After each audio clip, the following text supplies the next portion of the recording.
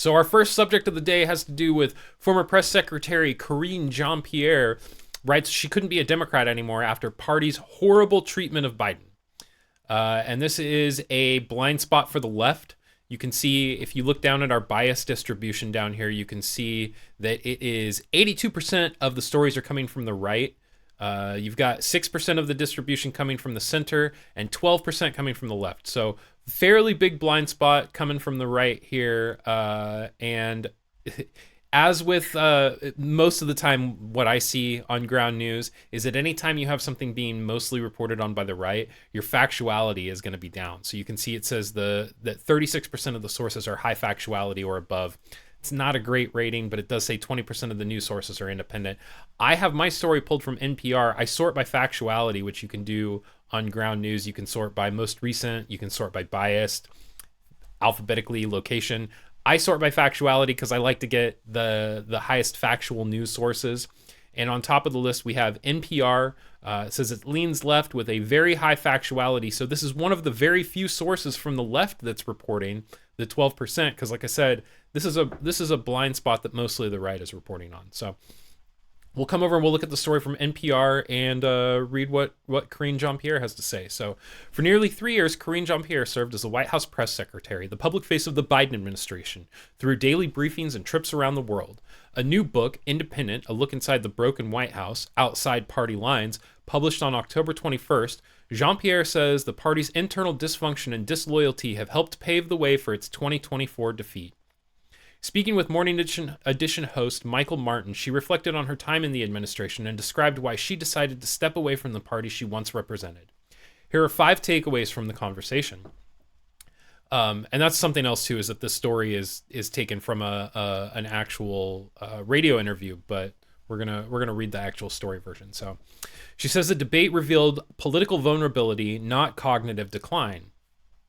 Jean-Pierre opened her book with the account of the June 2024 presidential debate, the night in question about former President Joe Biden's health and acuity intensified. I had not seen the president because he had been in debate prep, she said. So the first time I actually heard him speak was while he was doing the debating. So when I heard his voice, I thought to myself, uh-oh, he was hoarse. He kind of looked like he was sick. She said she immediately recognized how the optics might play publicly. Everything I've been pushing back on, his age, is he fit, like automatically, anytime he would sneeze or have a runny nose or something would happen, that would be where the questions would go. Still, she maintained she had seen no reason to doubt the president's ability to serve. I stand by that. I stand by that 110%. She blames, in part, Democratic disunity for Trump's return. Jean-Pierre argued the Democrats' inability to rally around Biden cost them politically.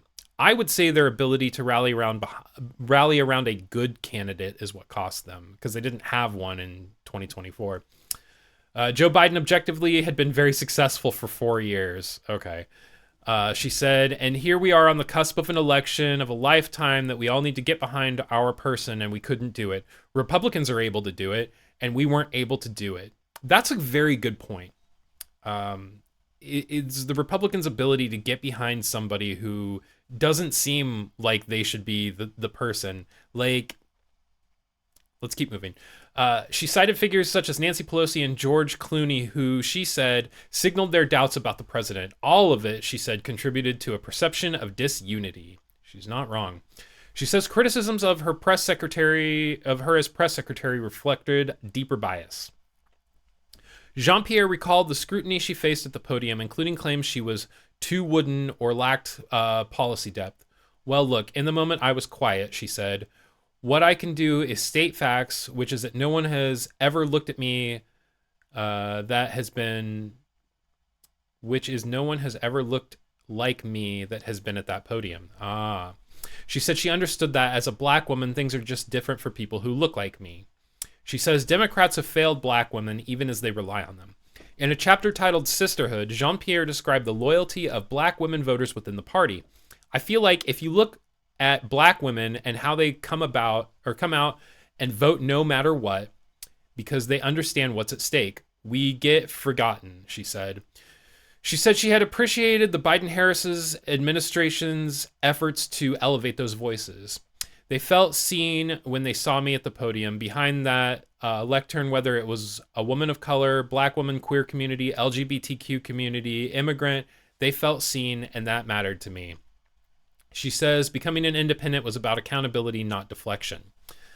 Jean-Pierre said that her decision to identify as an independent was meant to start a conversation about the direction of American politics. Look, for me, I'm not telling people, hey, you go become an independent, she said. There is a growing number of people who see themselves as independents, including young people. We have to question, why is that? She also said the Democrats have failed to anticipate what could follow their losses. Jean-Pierre said she hoped the book would encourage engagement rather than cynicism. There's an opportunity to reimagine what politics can be, to reimagine what America can be. That means you can't stay quiet because silence is complicit. Hey, thanks for watching this clip from Nightly News this morning. If you haven't, make sure that you drop the video a like, subscribe and turn on notifications so that you never miss a video or when we go live on Tuesdays and Fridays.